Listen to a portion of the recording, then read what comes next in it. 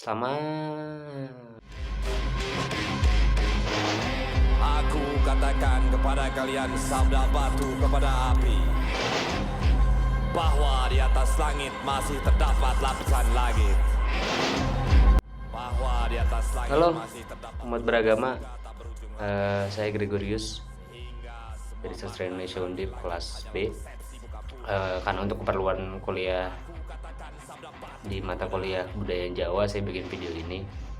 Itu video untuk mengulas sedikit soal salah satu unsur kebudayaan yang ada di Indonesia. Nah, kalau menurut Kunchoro-Ningrat, unsur kebudayaan itu ada 7.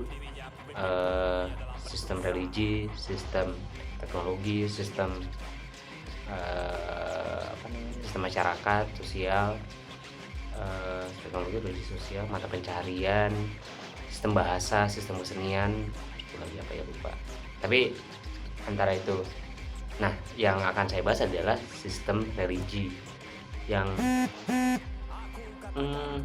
sistem ini agak kontroversial, dan ini juga beberapa mungkin banyak yang tidak tahu ya.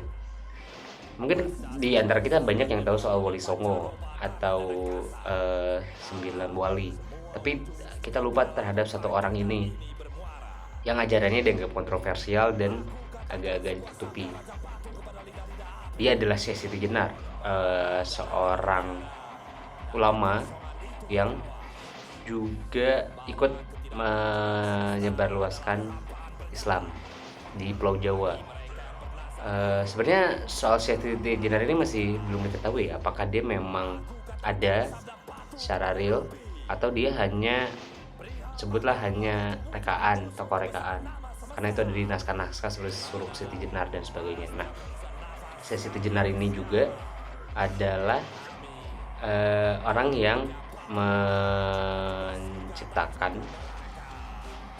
dianggap menciptakan konsep manunggaling kawula Gusti. Apa itu manunggaling kawula Gusti? Itu yang akan kita bahas di video ini.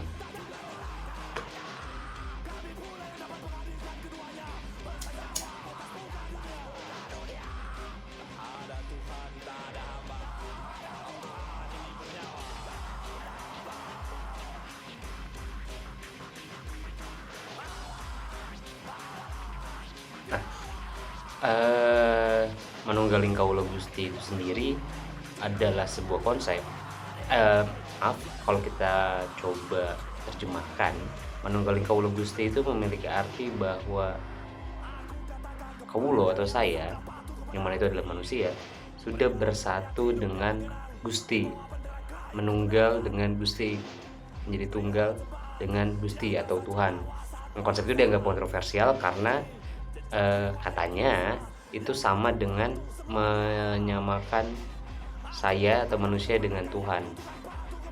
Nah, yang cukup menarik dari konsep itu sebenarnya kalau menurut saya, dan itu ada banyak tafsiran ya, ada yang pro, ada yang kontra, dan saya setiap ide, gagasan, ajaran dan apapun pro dan kontra adalah hal yang wajar, tinggal gimana kita mengkritisinya.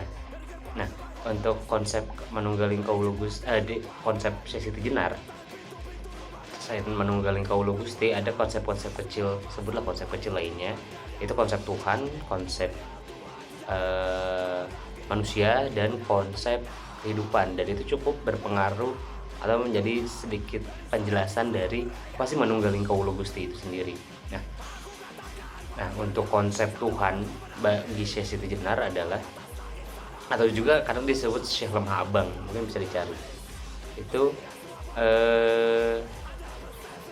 bahwa Tuhan adalah entitas yang nggak bisa kita lihat. Itu tidak berwujud, tidak berwarna, nggak bisa kita lihat lah. Tapi dia memiliki sifat. Ada 20 sifat yang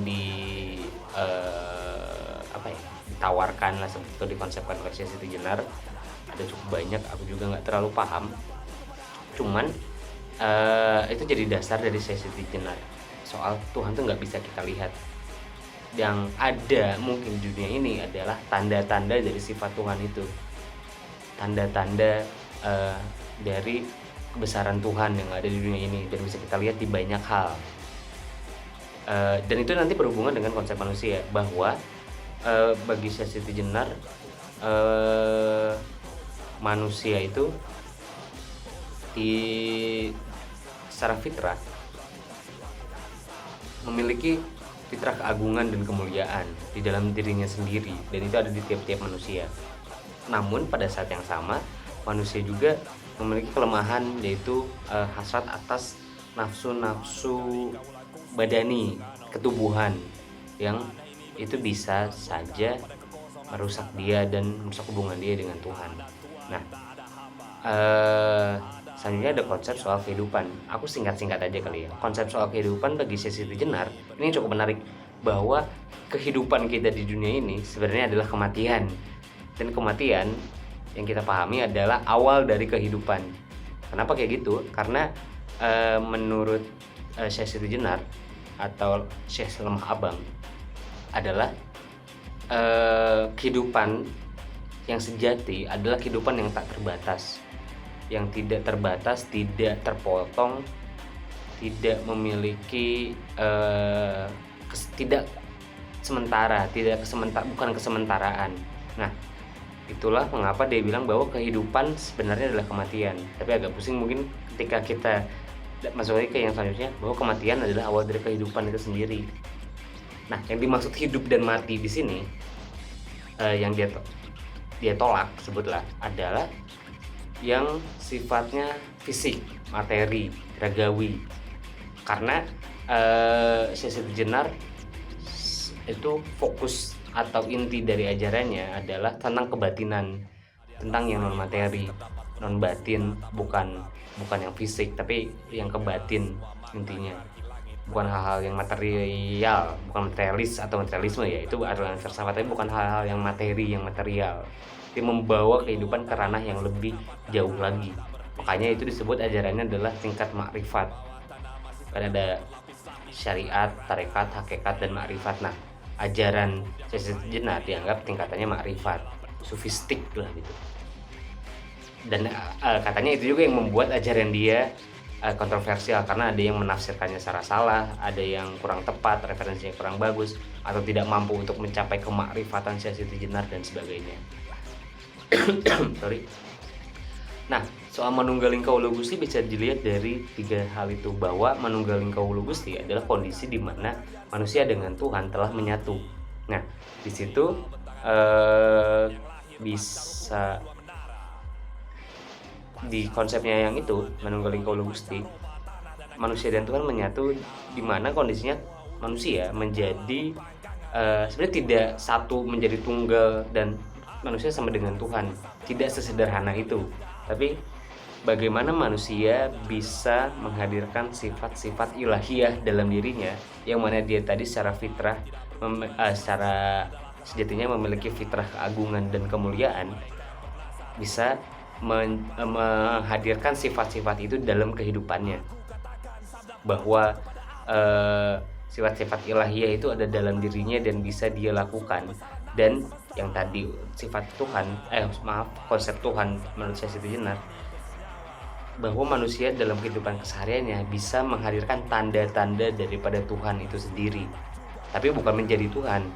Nah, itu yang menjadi menarik dari konsep manunggaling kaula Gusti Syekh Siti Jenar, di mana manusia dalam kehidupannya bisa mencapai tingkat makrifat tadi, atau kalau mungkin karena Syekh Siti Jenar cukup populer juga di kalangan yang mendalami kejawen, di mana konsepnya dekat dengan konsep moksa dalam ajaran kejawen.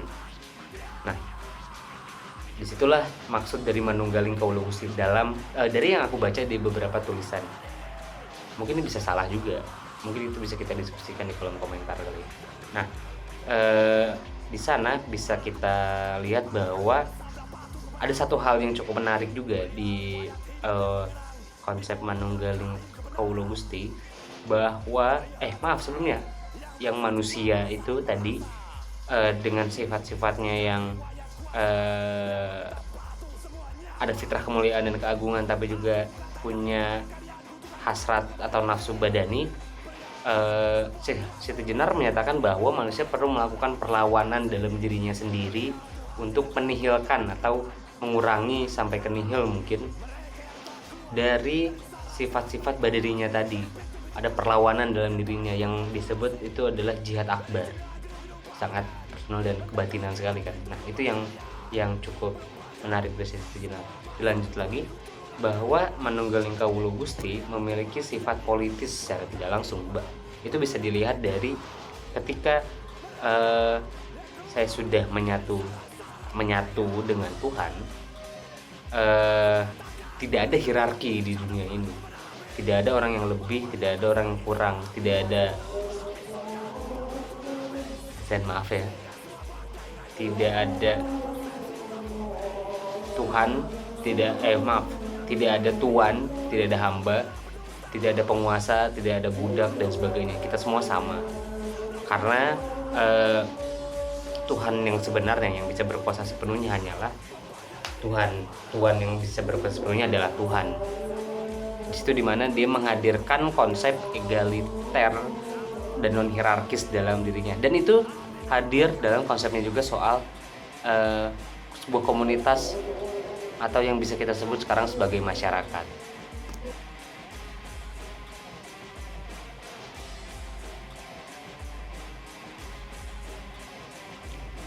Nah, untuk konsep masyarakat menurut Syekh Siti Jenar, di mana tidak ada hierarki atau egaliter tadi. Di konsep masyarakat itu sebenarnya kata masyarakat itu ada dari konsepnya Syekh Siti Jenar. Itu menurut Agus Sunyoto, salah seorang kiai NU dan peneliti sejarah dan ajarannya Syekh Siti Jenar. Ada dia membuat 7 buku soal Syekh Siti Jenar. Kata masyarakat itu hadir dari konsep Syekh Siti Jenar atas bagaimana sebuah komunitas warga yang dia idamkan. Kalau kita balik ke ajaran Syekh Siti Jenar yang tadi, yang penuh egalitarian yang tadi, itu muncul di sistem masyarakatnya, yang mana setiap anggota masyarakat semuanya bekerja sama untuk mencapai kebutuhan bersama dan kebutuhan masing-masing. Jadi kan untuk pemenuhan kebutuhan mereka sering bekerja sama untuk dapat barang-barang yang mereka inginkan tadi. Nah, disitulah konsep egaliternya. Semua anggota memiliki hak yang sama, memiliki hubungan kerjasama untuk mendapatkan keinginan mereka. Tidak ada orang yang memiliki hak yang lebih tinggi. Kalau konsep yang sebelumnya, orang-orang keraton kan memiliki haknya lebih tinggi, dan pada saat yang sama orang-orang non keraton haknya lebih sedikit atau bahkan tidak memiliki hak sama sekali. Nah, disitulah dimana konsep masyarakat dari Syekh Siti Jenar muncul. Dan masyarakat itu adalah kata serapan dari musyarakah di bahasa Arab. Seperti itu. Makanya yang kita kenal masyarakat sekarang, kalau menurut Agus Sunyoto, adalah bentukan dari Syekh Siti Jenar itu sendiri, dimana konsep dia soal Manunggaling Kawula Gusti diaplikasikan dalam bentuk masyarakat yang egaliter.